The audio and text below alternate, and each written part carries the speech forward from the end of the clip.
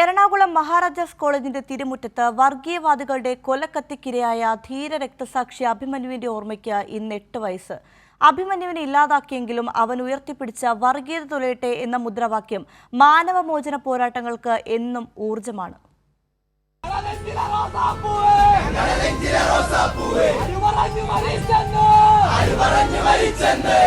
Maharajas college മറ്റൊരു പ്രവേശനോത്സവത്തെ വരവേൽക്കുമ്പോഴും ഇന്നും മഹാരാജാസിന്റെ ഇടവഴികളെ പ്രകമ്പനം കൊള്ളിക്കുന്ന മുദ്രാവാക്യമാണിത്.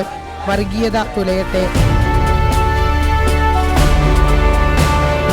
2018 ജൂലൈ 2-ന് 1-ാം വർഷ വിദ്യാർത്ഥികളെ സ്വീകരിക്കാനുള്ള ഒരുക്കങ്ങൾ നടത്തുന്നതിനിടെയാണ് കോളേജിലെ SFI നേതാവും വിദ്യാർത്ഥിയുമായ അഭിമന്യുവിനെ ക്യാമ്പസ് ഫ്രണ്ട് പോപ്പുലർ ഫ്രണ്ടുകാർ കൊലപ്പെടുത്തുന്നത്.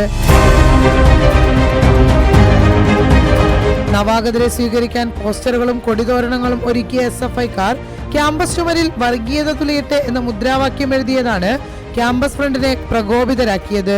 സംഘം ചേർന്ന് പുലർച്ചയ്ക്ക് ക്യാമ്പസിലെത്തിയ ഇവർ SFI പ്രവർത്തകരുമായി സംഘർഷത്തിലേർപ്പെടുകയും അഭിമന്യുവിന്റെ ഇടനെഞ്ചിലേക്ക് കടാര കുത്തിയിറക്കുകയുമായിരുന്നു.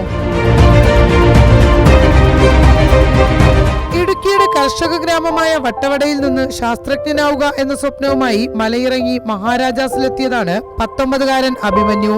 അമ്മ ദ്രൗപദിയുടെയും അച്ഛൻ മനോഹരന്റെയും ആഗ്രഹം സഫലീകരിക്കാൻ അവൻ പഠിച്ചു. കോളേജിലെ മികച്ച സംഘാടകൻ, NSS വളണ്ടിയർ, പാട്ടുകാരൻ, അധ്യാപകർക്ക് പ്രിയങ്കരനായ വിദ്യാർത്ഥി. അതിലെല്ലാം ഉപരി താൻ വിശ്വസിക്കുന്ന പ്രത്യയശാസ്ത്രത്തെയും തൂവെള്ളക്കൊടിയെയും അഭിമന്യു ചേർത്തുപിടിച്ചു.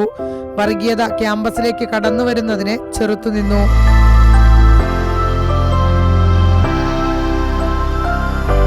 അഭിമന്യുവിന്റെ മുദ്രാവാക്യത്താൽ എത്രയോ തവണ പ്രകമ്പനം കൊണ്ടിട്ടുണ്ട് മഹാരാജാസ്.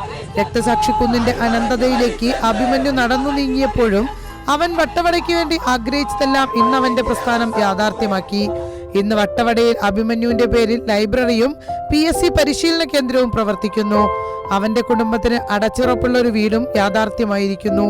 ഭൂരിപക്ഷ വർഗീയതയും ന്യൂനപക്ഷ വർഗീയതയും ഒരുപോലെ വിഷം വിതയ്ക്കാൻ ശ്രമിക്കുന്ന ഈ കെട്ടകാലത്ത് അഭിമന്യു ചുമരിൽ കുറിച്ച വർഗീയത തുലയട്ടെ എന്ന മുദ്രാവാക്യം ഹൃദയത്തിലേറ്റി വരുംകാല പോരാട്ടങ്ങൾക്ക് ഊർജമാവുകയാണ്. നെഞ്ചുവിരിച്ചൊരു മുത്തുണ്ടേ, കാലം പറഞ്ഞു നടപ്പുണ്ടേ, ഒന്നുകളഞ്ഞട നാടിനു വേണ്ടി ദഹിച്ചതു. മഹാരാജാസിന്റെ മുറ്റത്തെ രക്തസാക്ഷി കുടീരത്തിൽ തുടങ്ങി കേരളത്തിലാകെ അവന്റെ സഖാക്കൾ വർഗീയതയ്ക്കെതിരെ ആ മുദ്രാവാക്യം ആശയം ഇന്നും ഏറ്റെടുക്കുന്നു.